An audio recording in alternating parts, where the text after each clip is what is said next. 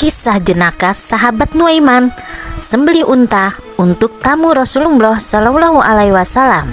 Tatkala agama Islam mulai tersiar di luar Jazirah Arab, banyak pemimpin negara atau pemimpin agama yang ingin mengetahui langsung untuk mengenal Islam lebih dalam. Hampir setiap hari Rasulullah Shallallahu Alaihi Wasallam kedatangan tamu asing yang tak dikenal sebelumnya oleh para sahabat. Suatu saat Rasulullah kedatangan tamu yang merupakan utusan dari berbagai negara dan sengaja datang untuk berdiskusi tentang Islam. Para utusan tersebut datang mengendarai kendaraan yang mahal dan mewah zaman itu, yakni unta dengan ukuran yang besar, sehat dan gemuk.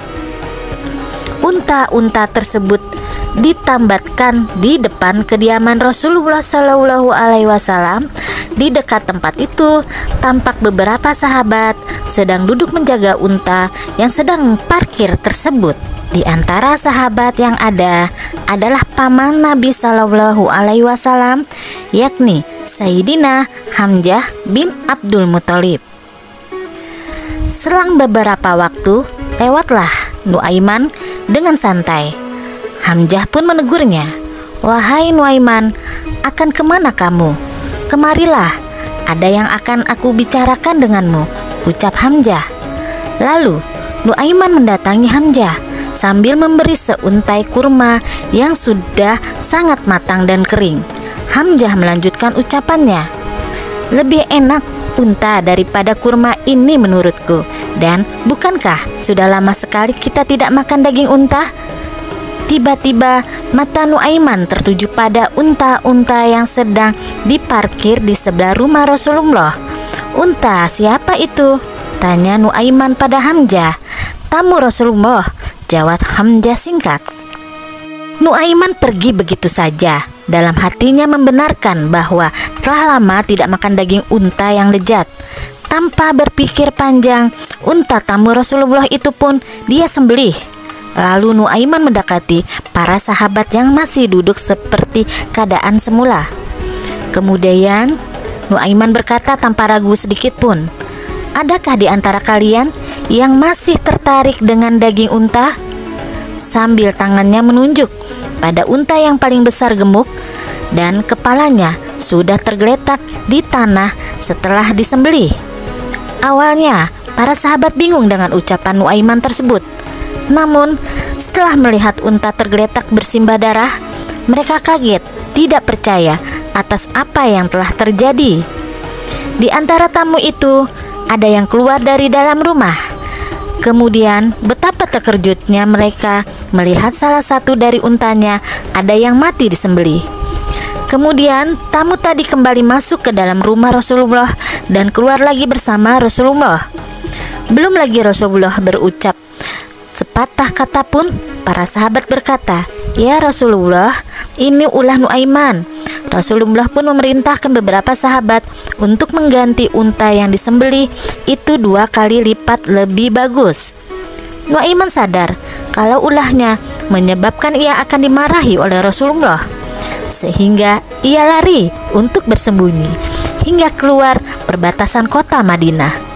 Setelah sampai di perbatasan kota, dia melihat salah seorang sahabat Nabi Rasulullah Shallallahu Alaihi Wasallam bernama Al-Miqdad yang ketika itu sedang membersihkan sumur rumahnya. Dia dekati Al-Miqdad kemudian menyapa, "Bolehkah aku masuk ke dalam sumurmu? Ada apa sebenarnya yang terjadi sehingga engkau ingin masuk ke dalam sumurku?" Seolah hendak bersembunyi, kata Al-Miqdad. Nuaiman lalu berceritakan kejadian sebenarnya dan alasannya bersembunyi. Al-Miqdad pun mengizinkan. Sebelum masuk ke dalam sumur, Nuaiman memohon kepada Al-Miqdad agar tak memberitahukan kepada siapapun tentang keberadaannya, termasuk Rasulullah Shallallahu Alaihi Wasallam. Nuaiman bergegas masuk ke dalam sumur yang baru saja dibersihkan itu. Beberapa saat kemudian, datanglah Rasulullah Shallallahu Alaihi Wasallam bersama beberapa sahabat. Kemudian, Rasulullah dan beberapa sahabatnya mendatangi Al-Miqdad untuk menanyakan perihal keberadaan Nuaiman. Al-Miqdad kebingungan karena sebelumnya telah berjanji pada Nuaiman untuk tidak memberitahukan keberadaannya. Namun rasa bersalah menggelayuti pikiran Al-Miqdad. Sebab yang datang dan bertanya adalah Rasulullah Shallallahu Alaihi Wasallam. Dengan gugup, mulut Al-Miqdad berkata bahwa dirinya tak mengetahui keberadaan Nuaiman. Namun dalam waktu bersamaan, tangannya menunjuk ke arah sumur yang ditutupi dengan pelepah daun kurma. Rasulullah menghampiri sumur itu dan membuka pelan-pelan daun kurma yang ada di atasnya. Terlihatlah dari atas Nuaiman berada di dalam sumur itu. Akhirnya Nuaiman ditemukan oleh Rasulullah sendiri dan ia disuruh untuk keluar dari dalam sumur. Sesampainya di atas sumur, Rasulullah melihat wajah Nuaiman penuh dengan debu. Lalu tangan Rasulullah membersihkan wajah Nuaiman. Rasulullah tidak marah sama sekali, sambil tersenyum dan terus membersihkan wajah Nuaiman. "Kenapa kau sembelih unta tamu itu?" tanya Rasulullah kepadanya. Dijawablah oleh Nuaiman dengan seolah-olah tanpa dosa, "Ya Rasulullah, jangan engkau tanyakan padaku, tapi tanyakan pada mereka yang ikut mencariku." Ketika Rasulullah menengok ke arah sahabat, ketika itu juga Nuaiman kembali melarikan diri lagi.